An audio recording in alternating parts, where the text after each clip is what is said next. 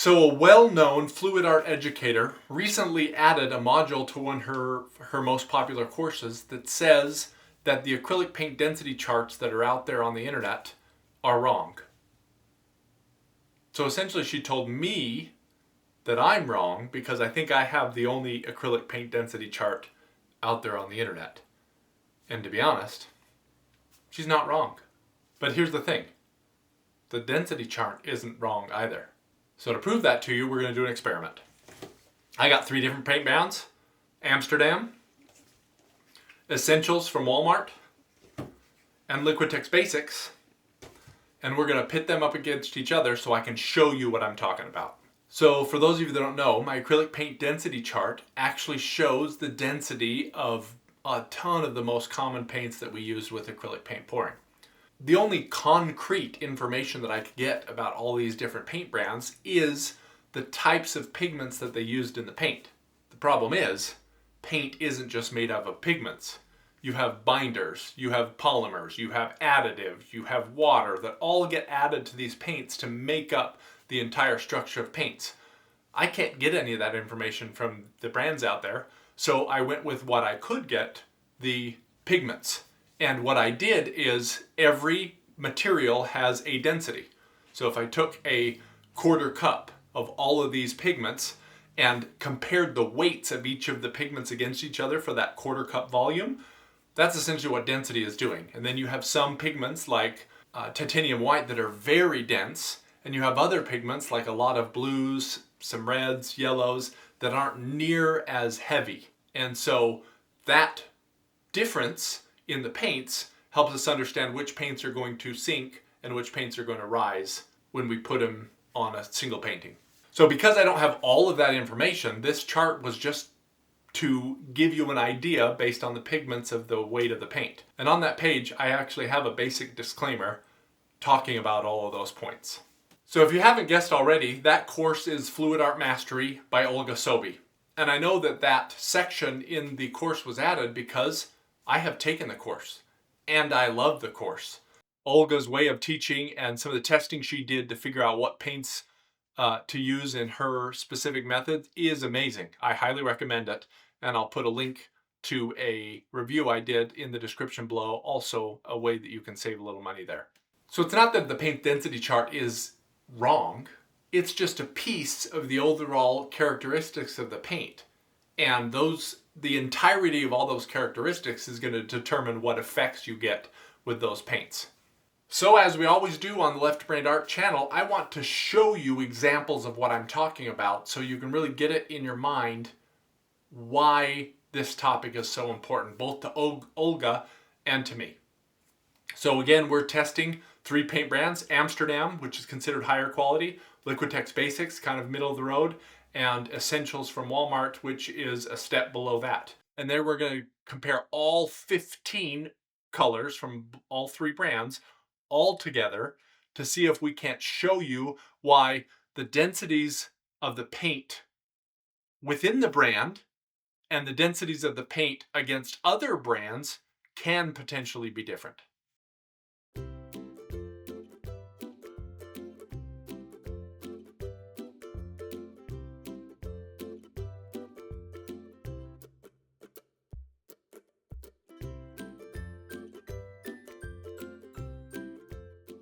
So here I have the wet version and the dry version. It was on a canvas panel, so it kind of warped a little bit, but I think it's fine for what we're looking at here. So first of all, I do want to point out that comparing like paints in this method is generally not the best way to check densities, because there's really not enough paint to really tell unless there's a huge difference.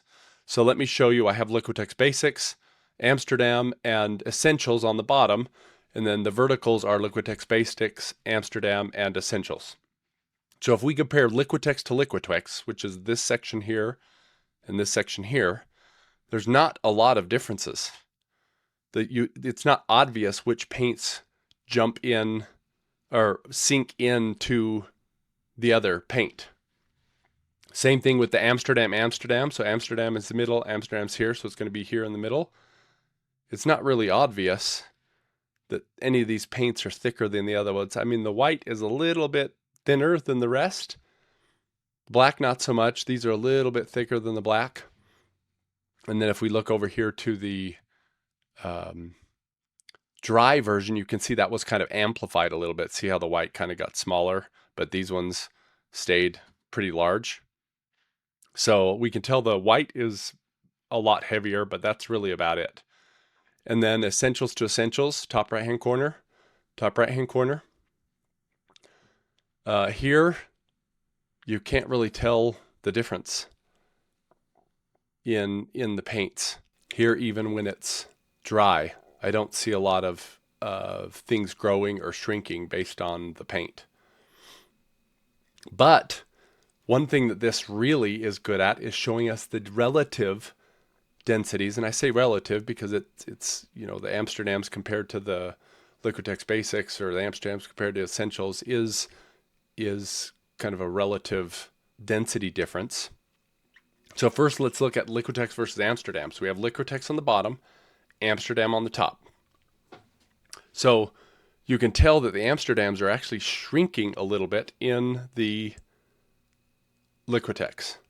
The lines, you can see these lines. This is Amsterdam to Amsterdam. This is Amsterdam to Liquitex. And these are all a little bit thinner than they are here. And then if you look at the dry side, so right here, you can tell that the Amsterdam actually sunk in, has a little bit of the halo sunk in. Yellow really didn't sink in a lot, but the white and the black definitely did.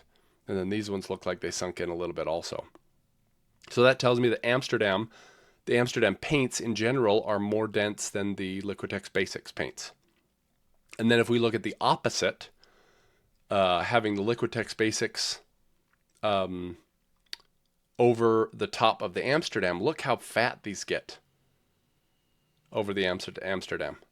They're way fatter, which means they're growing on top, which means that paint is rising above the Amsterdam paints. And if you look here, the Liquitex Basics, it gets even worse. How those paints are just getting bigger and bigger. Sorry, I want to be down here. How those paints are just getting fatter and fatter over the top of the Amsterdam paints. So definitely the Amsterdam paints are generally more dense than the Liquitex Basics paints. And then if we do the same thing to Liquitex versus Essentials, so we're going to come here in the corner, because Liquitex on the bottom, Essentials on top. Essentials are much wider than the Liquitex. If we look over here, it just got worse when it dried, which means the Essentials were much less dense and were rising up over the top of the Liquitex Basics. Then if you look at the opposite, the Essentials on the bottom and the Liquitex Basics on top, you can see the Basics fell through the Essentials quite a lot. And we got halo with the Essentials, which is kind of a common thing with the Essentials, which means I may be able to use it for some of those halo type pours. And next we have Amsterdam versus Essentials. So our Amsterdam here, our Essentials is here. Look how fat the Essentials get. Look how big it gets. Look how big these get. Amsterdam is much denser than the Essentials. And if we look here, that also happens. The Essentials on top of the Amsterdam, just much bigger. And if we look at the opposite, the Amsterdam here over the top of the Essentials, they fall right through. So Amsterdam is definitely more dense than the Essentials, which I think looking at people's art, you could tell that that's the case. So I did say that there is a way to tell between paints that's better than that other one, and this is it. Doing a dirty pour, pouring all the paints down one side so all that color paint stays together. Notice how each of the colors is making a band. And as we pour more color, those bands are getting smaller and smaller. What happens is the denser paints actually are going to make smaller bands, and the lighter paints are going to make bigger bands. See how the white made a tiny band and it's getting smaller and smaller? That's because the white is dropping through the rest of the colors. And the blue here is staying nice and wide, even though we're putting lots more paint on top, because the blue is very light compared to the rest of the paints. So that's one way to tell which paints are dense and which paints are light in the same brand. So the next obvious question is, why are my paints so different brand to brand? Well, as I mentioned before, each brand is made up of pigments, polymers, binders, fillers, water, and every brand has a different mixture. And so even with the same paint, I could have one brand that has a little bit of pigments, lots of binders, moderate amount of fillers, moderate amount of water, compared to the next brand that has a little bit more pigments but way less binders, more fillers, and more water. Which of these do you think is going to be more dense based on what is in? And generally, the density is going to matter based on the pigments. The binders and fillers aren't going to be all that different from water, although they can be. But it's really the pigments that is going to. So this paint would be denser than this paint if it were the same color. Obviously, I have magenta and yellow here. And then again, what if we have a really nice paint that has tons of pigments, tons of binders, just a little bit of fillers and additives, just a little bit of water? This paint is most probably going to be the most dense of all of these, regardless of even what the pigments are, just because there's so much more pigment in here. And each brand, the mixture is similar for all of their paints. So this right here would probably be something akin to a Amsterdam, where they have lots of pigments, lots of binders, and not a lot of filler and not a lot of water. And that's why you get a nice high quality paint. This would be kind of a middle quality paint, a little bit more pigments, not as much binders, lots of filler, lots of water. So, and then you have, every one of these can be a little bit different for each brand. And if all the paints for the brand are done the same, that's why sometimes brand to brand to brand, it's obvious which ones are more dense and which ones are more light. Again, my density chart doesn't know any of this information. So all I can go off is the pigments, and I don't know how much pigment is in each one.